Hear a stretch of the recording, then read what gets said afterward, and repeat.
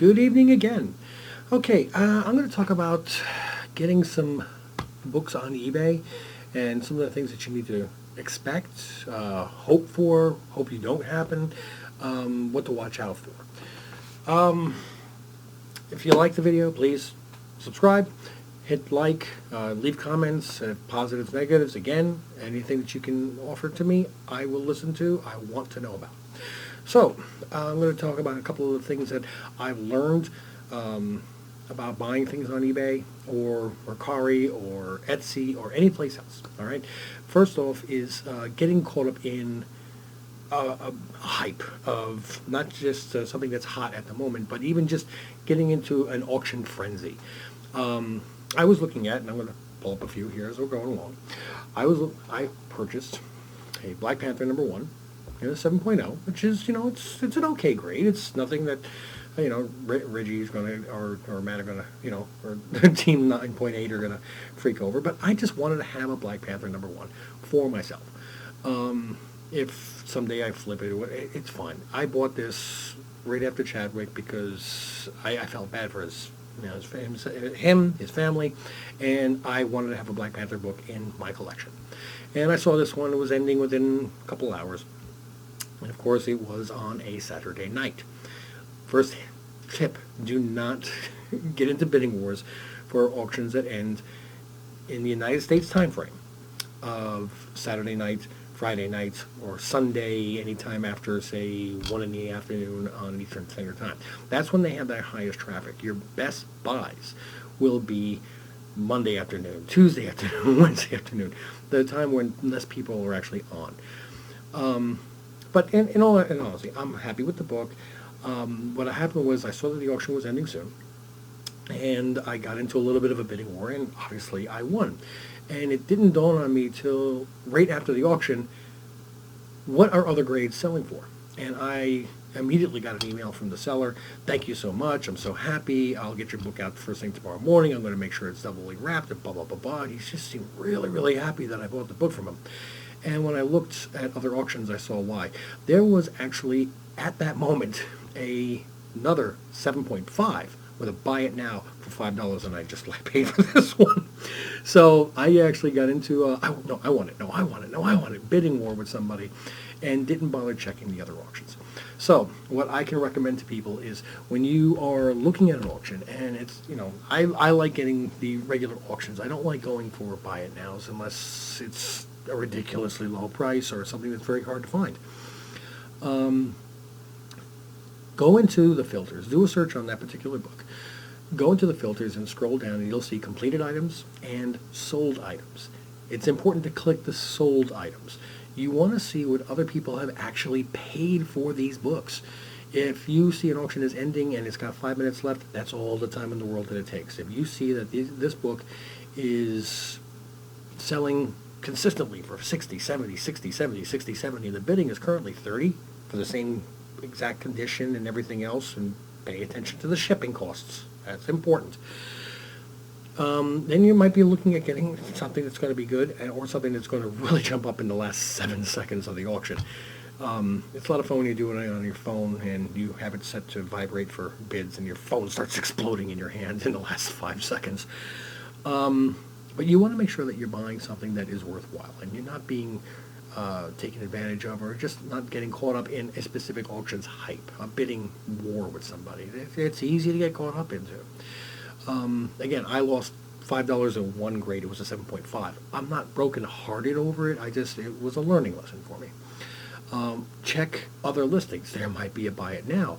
If you see buy it nows, or if the bidding is at $60 and there's another one that has a buy it now for $65, maybe you might want to just say, I'll buy that $65 book and avoid getting into a bidding war and losing at the last second. Because I can pretty much guarantee you that other people are watching that $65 one also, and if they don't get that, they're going to buy that one. Well, anyway, don't jump in, blind. You've got all the tools on eBay to make sure that you are not being ripped off. Okay, so buying raw books. Now this is, everybody in the world is going to say, my book is fantastic, perfect. I prefer the people that say, I am not going to list the grade of my book. They'll load 12 different pictures, close up, high def, and let you make the judge. And you will learn yourself. Now, I'm going to save that one for later. I bought a certain comic book, and I flip it over, everybody's going to know what it is, but it was listed as a near mint copy. And when I got it, it actually looked like a near mint copy to me because I didn't angle it and check the correct angle before I sent it in for grading. These are all learning experiences for me. Hopefully I can teach you guys while I'm at it. I got it, I submitted it for grading, and when it came back out of the box, I was thinking, 9.4, please, 9.6. I don't, like, say, I want a 9.8, even though deep down inside them, the little kids going, yay!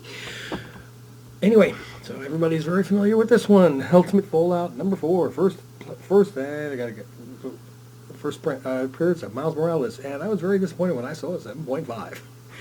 And the one good thing about CBCS is you've got the code back here that you can just scan on and it immediately pulls up the grader's notes. You don't have to play hit or miss with CGC to know, did they not, can I get them, do I have access, do I got to pay? Everybody in the world can look at a CBCS. And I looked at it, it says big crease down the middle on the front and back. Well, what are you talking about? And I started looking at it and I held it to the right line. There it is, yeah. It almost looks like a subscription crease. It looks like somebody folded this book front and back, and I did not see that. You could not see that in the pictures on eBay because they didn't get the right angle with the camera, and I didn't catch that before I spent the money to submit it in for grading. I didn't break the bank when I bought the book. It was, decent price. I could probably just about break even. I don't know now with the newest prices. But there are going to be other times when you pick up, you see another book that looks like it's graded, it looks great in the pictures, and you submit it for grading, and you'll get back a 9.0 and wonder, what are they talking about? This is at least a 9.6. And then you start looking at the grader's notes, and you say, okay, they're talking about this, and there it is, and you're not going to see it.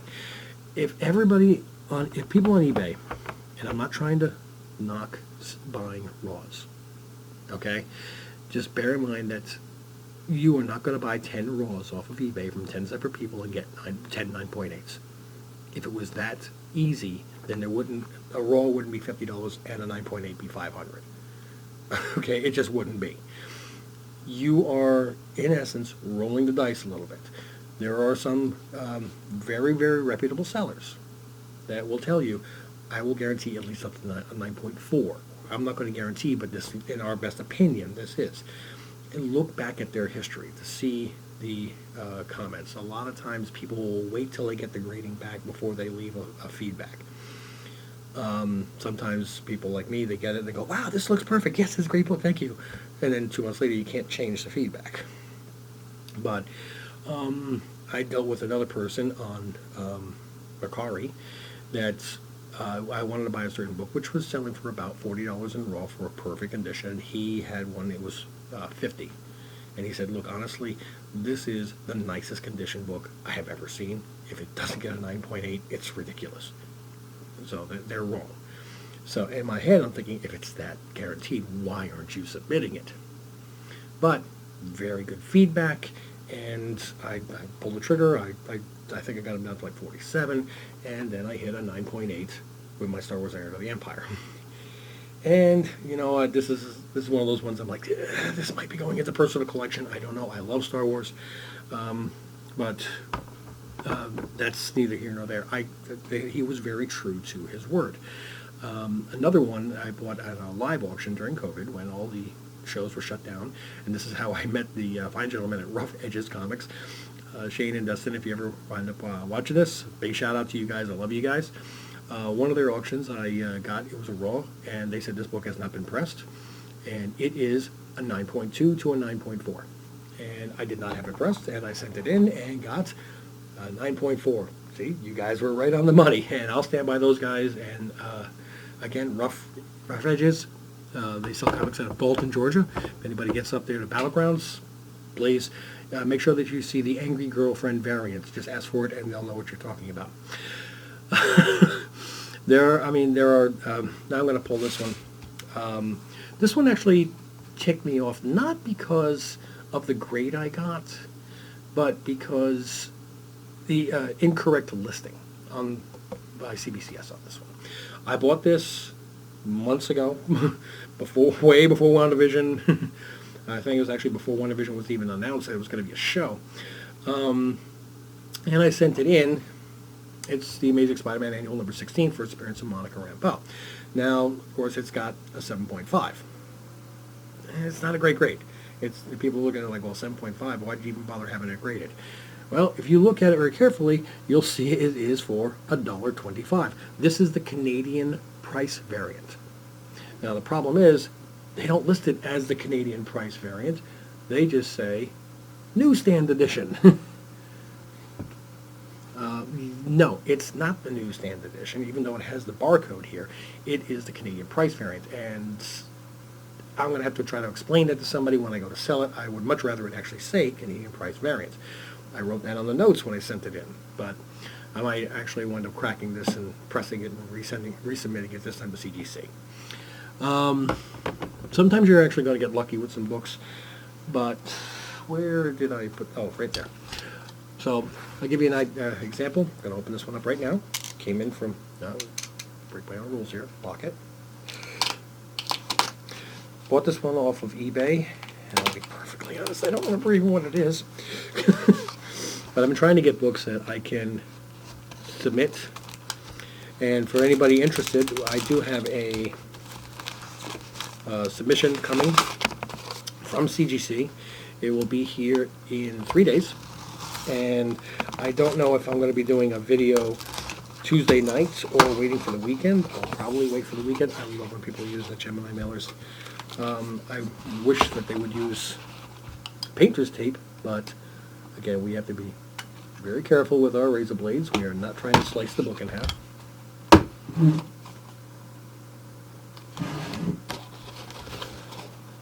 I wonder if ants were included in the auction. How the heck did I get ants in here? I have no clue. I don't have ants in my house, guys. I'll have to figure that one out. So, again, I'm not remembering what I bought here. Doesn't this sound like a very professional operation?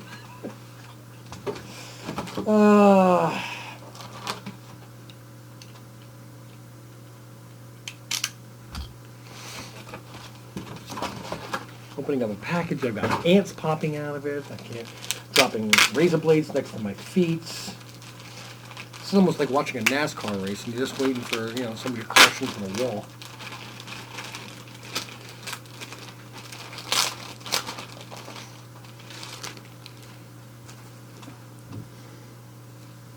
Oh, that's right. That's right. I forgot about that. Okay, well that's good. How cute. He gave me a free comic day, Usagi Yojimbo, and Miss Marvel, #1, which I really liked on this one.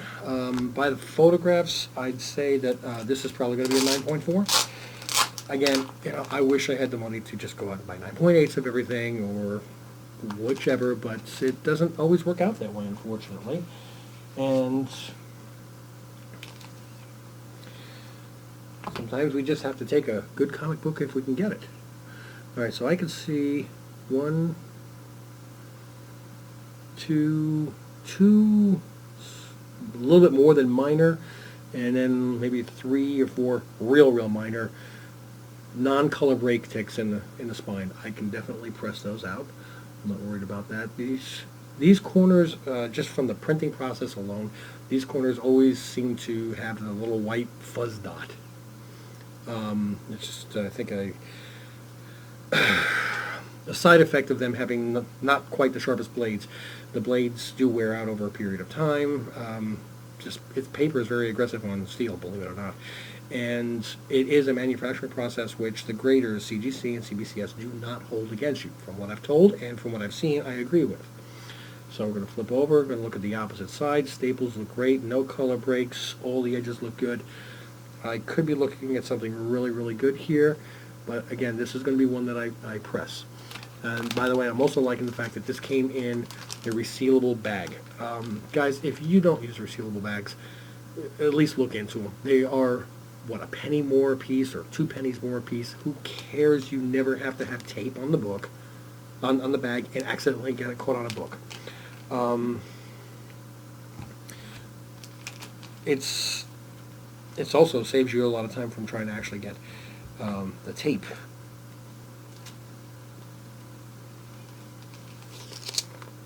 Go, and nice and safe.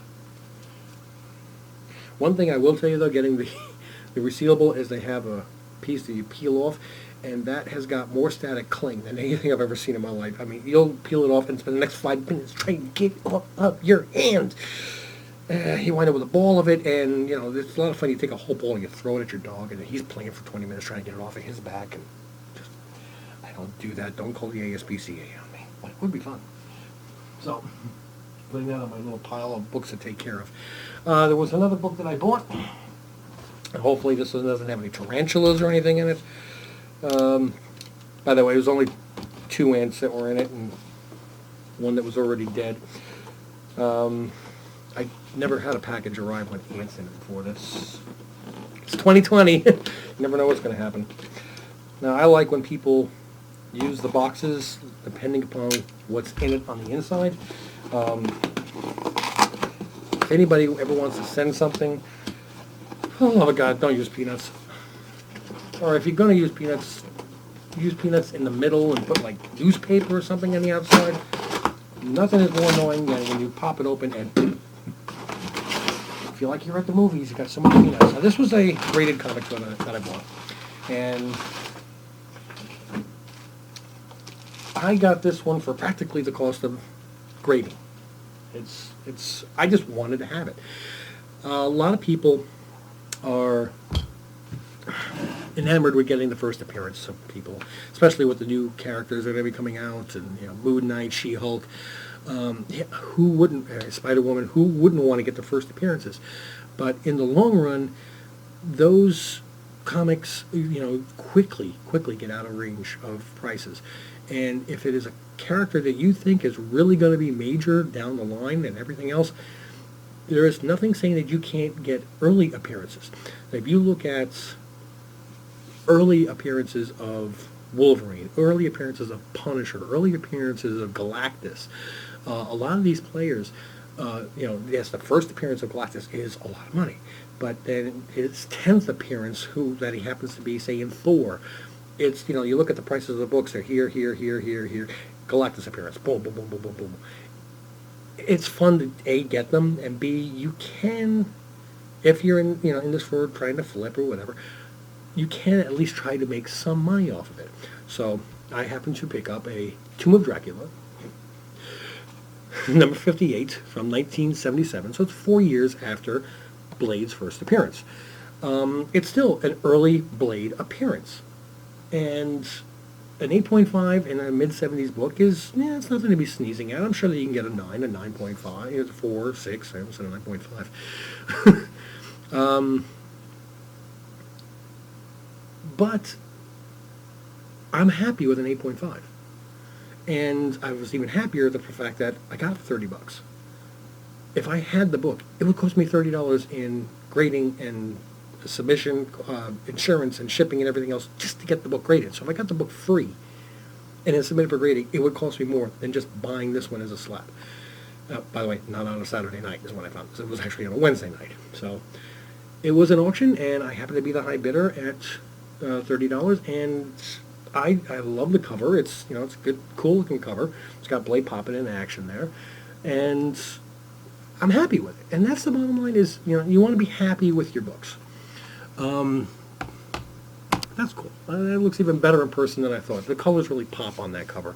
I can see why it was only an 8.5 and then didn't get any higher, but I'm not disappointed in the least with that book. Now there was another one that I had picked up that I got in a raw, and I paid top dollar for it from a reputable, I'd never met him before, a reputable person on eBay, and submitted it for grading, and in the 2 months that it was out, Chadwick Boseman passed away. I never, ever want to make money off of somebody else's misfortune or some family's suffering. I do not want this to seem this way. I got very lucky in the fact that my Black Panther #2 came back at a 9.8 white page. If I had known in advance that Chadwick was going to pass away and that this book was going to skyrocket, I would have made it a point not to buy this book. I would prefer, I actually feel bad that I purchased this book and it has gone up so much in value because of somebody passing away, somebody of his immense talent. If I can't stress it enough that it's not me. I mean, I can't stand when somebody like a famous baseball player passes away and immediately eBay is flooded with certified autographs from that player, or it's distasteful to me. So, will I wind up selling it at some point? Yes, I'm sure. This is not one that I take joy in. Okay, and that's one of the things that comics, I mean, this kind of stuff, you need to take joy in it. Okay, your Funko Pops that you have over here. I've got some Magic the Gathering cards up there. These are things I take joy in. If this was just straight, I want to make money, I'd be looking at the stock market. I'd be buying gold and silver and commodities and stuff that is, artwork whatever. Just something that I don't have a care for. But I grew up reading comics. I can point to a lot of these books and remember when I purchased these and brand new out of the stand, like, wow, check this out. This cover with the X-Men and the Brood, X-Men number 165. I remember buying those new. Okay, I enjoy them. I see a certain book. I was at a show and I saw a dealer with an Amazing Fantasy 15 and a 3.0, and the guy asked me if I wanted to see it, and he went to hand it to me, and I couldn't touch it. And he's like, look at it. I can't. I don't feel worthy of holding an AF-15. And this is recent, by the way. This is not like when I was young. Now it's still, whoa, if somebody offered for me to hold a slabbed Action #1. No, sorry, I can't. I'm not worthy of that. This is something I take enjoyment of, and this is something that every person who does this, even if you're in this strictly for the money, I hope that you take enjoyment out of it, that you can look at a book and say, I made money, I didn't make money, I read the book, I like to slab books, I understand I can never read it again, but it also means that I can't accidentally, screw it up. I've got a friend that wanted to kill me one time because I was reading his FF #1. And he's like, you know how much that book is worth? I'm like, yeah, I just wanted to read it. He goes, read a reprint. I'm like, I don't want to read a reprint. I want to read the original. He wanted to kill me. And, I can understand why, but I didn't damage it, thankfully. That day, I didn't have to damage anything. But anyway, so please, be careful what you're watching, what you're buying on eBay or what you're bidding on. Make sure that you do your homework on it and try not to let too much emotion get into your purchases. You can very easily overspend on things and watch your total expenditures. It's very easy to start adding $10, $20, $30 books into 10 books is $300, and next thing you know, you don't have groceries in your fridge. Watch the shipping costs. I have watched people selling $50 books for $10 buy it now and a $99 shipping cost. So make sure that you take all the factors into consideration when you are making a purchase. And if you find this information helpful and you enjoyed the video, please hit like. And if you didn't, hit dislike. It's your prerogative. Please leave comments below. I try to read them all, and I will make sure that I learn from everyone. And if you really enjoyed it, subscribe and tell a friend. Okay? Until then, take care of yourself.